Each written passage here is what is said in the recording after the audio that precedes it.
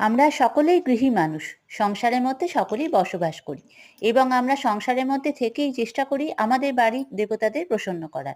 তাই তাদের রোজ নিত্য পুজো করি, সুন্দর করে সাজিয়ে তুলি নিজেদের মনের মতন করে।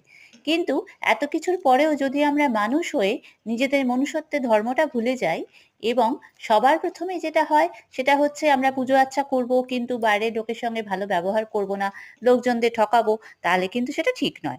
যাই হোক, এই প্রসঙ্গে একটা ছোট গল্প বলি। হিমালয়ের এক প্রান্তে একটি গুহার মধ্যে এক সন্ন্যাসী বাবা তপস্যায় মগ্ন ছিলেন। তার খাওয়া-দাওয়ার প্রতি খুব একটা আগ্রহ ছিল না, তার তেমন কোনো চারা-চামুন্ডাও ছিল না। আস্তে, আস্তে সেই গুহার চারপাশে একটু, একটু করে বসত তৈরি হতে শুরু করে এবং অনেক বাসিন্দা আসে, তারা এসে সাধু বাবাকে দেখতে পায়।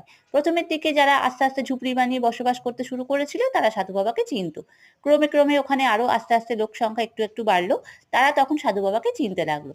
একদিন তখন সবাই মিলে ঠিক করলো যে সেই সাধু বাবাকে একটু সম্বর্ধনা দেওয়া হবে এবং সকলের সঙ্গে সাধু বাবা সকলের সাথে কথা বলবেন, ওনারা গ্রামবাসীরা সাধু বাবার আশীর্বাদ নেবেন। সেই মতো মঞ্চ প্রস্তুত হলো। দিনও চলে এলো এবং সাধু বাবাকে যে অনুষ্ঠানের দিনে কেউ মঞ্চে উঠতে দিচ্ছিল না। স্থানীয় যারা নেতা-নেত্রী তাদের মধ্যে ঠেলাঠেলি হচ্ছিল মঞ্চে ওঠার জন্য। এই নিয়ে একটা বিশৃঙ্খলা সৃষ্টি তৈরি হয়। সাধু বাবা তখন ভীষণ রেগে-মেগে বলেন, "জানিস কার জন্য এই মঞ্চ প্রস্তুত করা হয়েছে?" তখন সবাই রেগে যায়। বুঝতে পারে মঞ্চটা সাধু বাবার জন্যই প্রস্তুত করা হয়েছে। তাই সাধু বাবাকে নিশ্চয়ই সবার আগে উঠতে দেওয়া উচিত। এই প্রসঙ্গে সাধু বাবাকে তখন সবাই মিলে মঞ্চে ওঠার জন্য অনুরোধ করে। কিন্তু সাধু বাবা সেই মঞ্চে না উঠে আস্তে, আস্তে সেই স্থান ত্যাগ করতে চায়।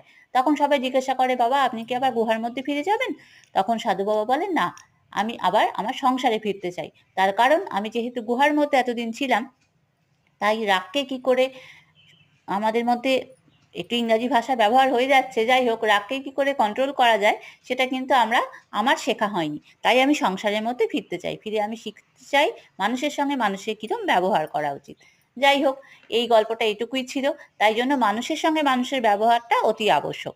আর আমি চেষ্টা করলাম আমার গোপাল সোনাদের আজকে আয়না দর্শন এবং আমরা যেমন কোথাও বেরোবার আগে সুন্দর করে সাজুগুজু করে পারফিউম ইউজ করি, ঠিক তেমন আমার গোপাল সোনাদেরও আতর মাখাতে হয়।